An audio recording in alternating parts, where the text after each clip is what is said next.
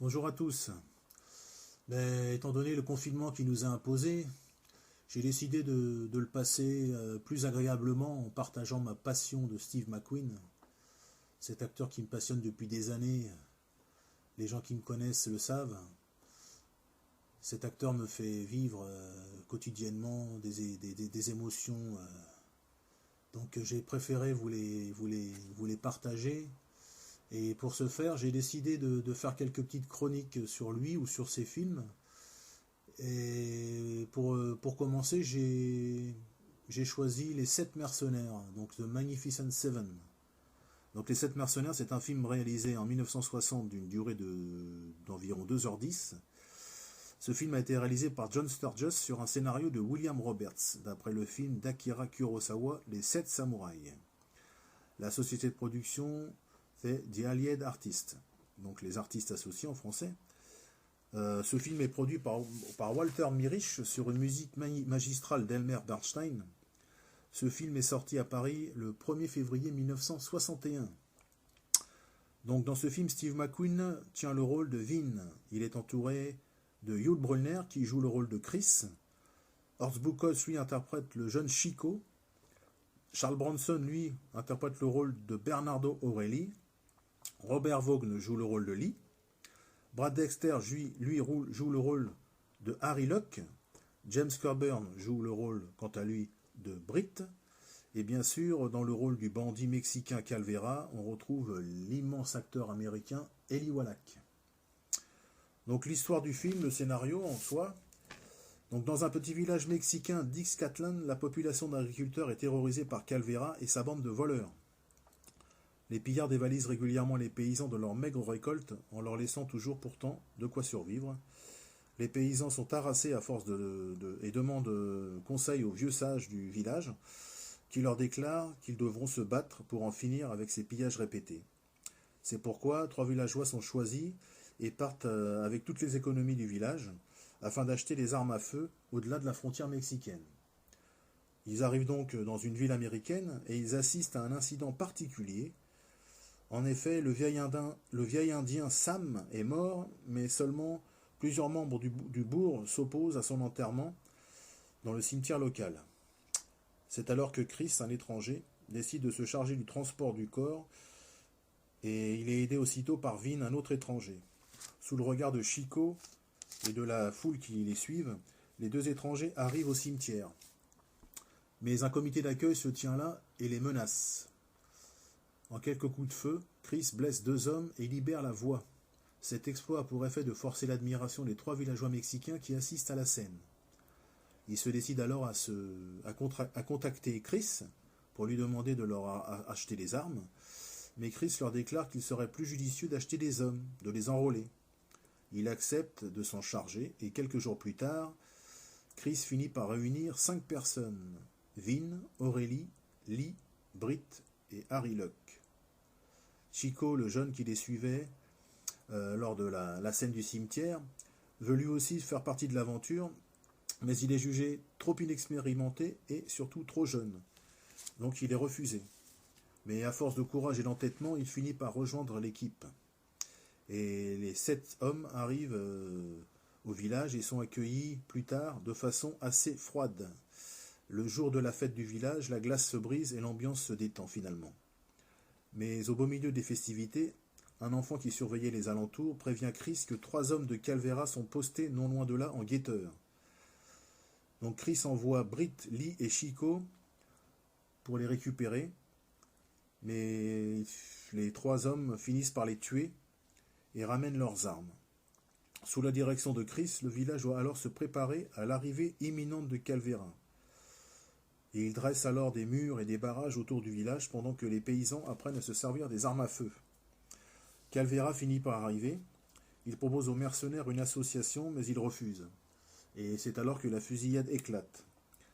Calvera perd plusieurs de ses hommes et s'enfuit. Mais suite à cette victoire, les paysans craignent des représailles. Ils avouent à Chris et ses hommes qu'ils préfèrent encore une vie misérable à celle de la mort. Donc les 7 hommes sont donc priés de partir, mais Chris, à ce moment-là, refuse. Un peu plus tard, les mercenaires partent à la recherche des bandits dans les collines. Et quand ils reviennent au village, ils tombent dans un piège parce que les villageois les ont trahis.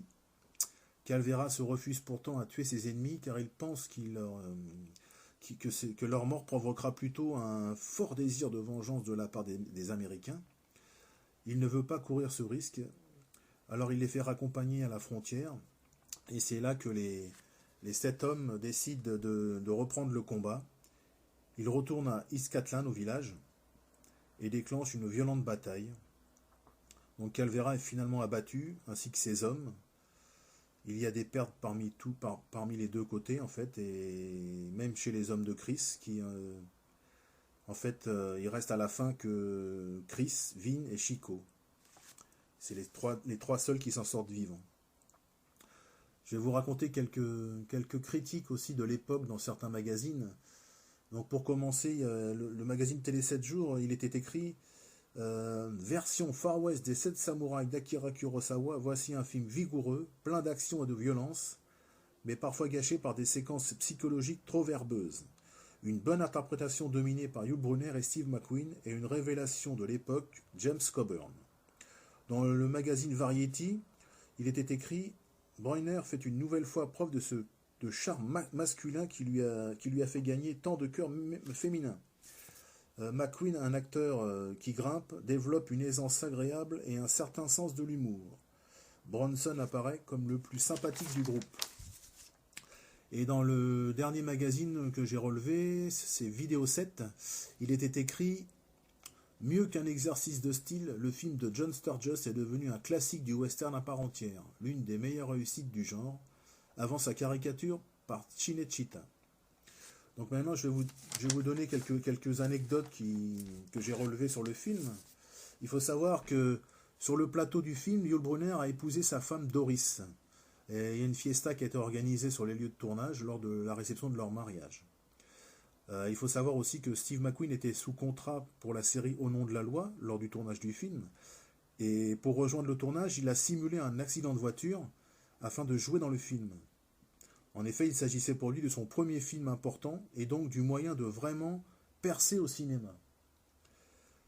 Il faut savoir aussi qu'il y a eu plusieurs tensions sur le lieu de tournage, surtout entre McQueen et Yul Brynner. McQueen ne supportait pas d'avoir seulement quelques lignes de dialogue dans le script original face à Yul Brynner. Il a décidé donc d'attirer l'attention sur lui-même, par exemple en levant son chapeau, en lançant une pièce de monnaie, lors d'une réplique de Brynner. Il secoua aussi des cartouches de fusil dans une autre scène.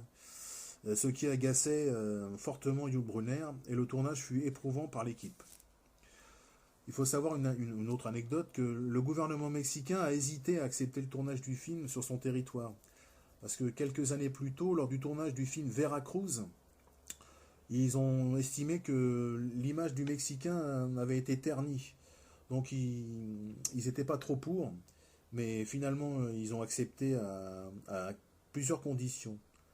Ils ont donc décidé que soient présents sur le plateau de tournage des huissiers mandatés spécialement pour vérifier qu'on ne nuirait pas à l'image des Mexicains, y compris à leur tenue vestimentaire. Bon, une dernière anecdote qui me revient en mémoire, si on peut appeler ça une anecdote, c'est il faut savoir que le film a eu un remake récemment, enfin récemment il y a quelques années, et bon, ça n'a pas été brillant, donc vaut mieux, pour ceux qui ne connaissent pas, vaut mieux revoir l'original pour le découvrir ou le redécouvrir.